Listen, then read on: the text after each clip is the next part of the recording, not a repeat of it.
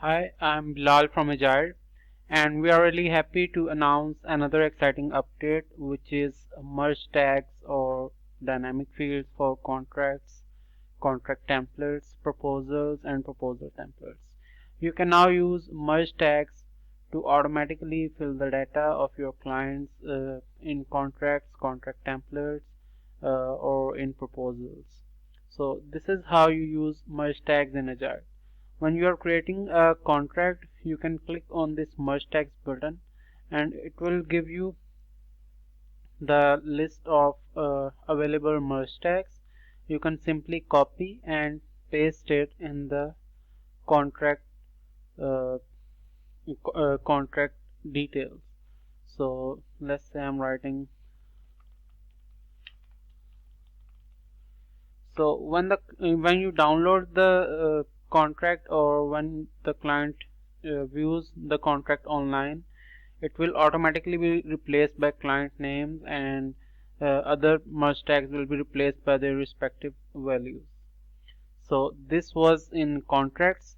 So you can also add merge tags while creating contract templates, and this makes working with contracts even easier, because you can now create contract templates with merge tags, and now you don't have to create a contract from scratch every time, because when you choose a client, their data will be automatically filled. So you just click on this merge tags button, and you have to just copy and paste the merge tag in the text.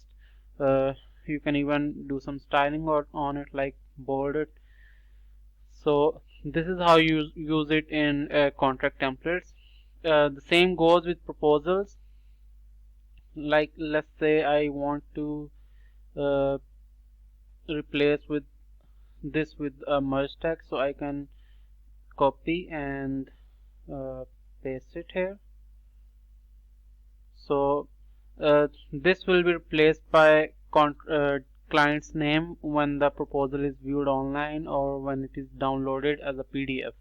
So these are all the available merge tags, and you can also use merge tags in proposal templates, which again makes it easier to create proposals on the go, because you can create proposal templates with the merge tags and quickly select a client, and all of their data will be automatically filled in.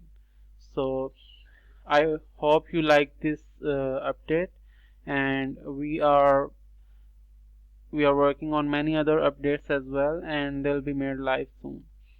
So we value your feedback, and if you have any comments about this update, you can tell us in the comments below. Thank you.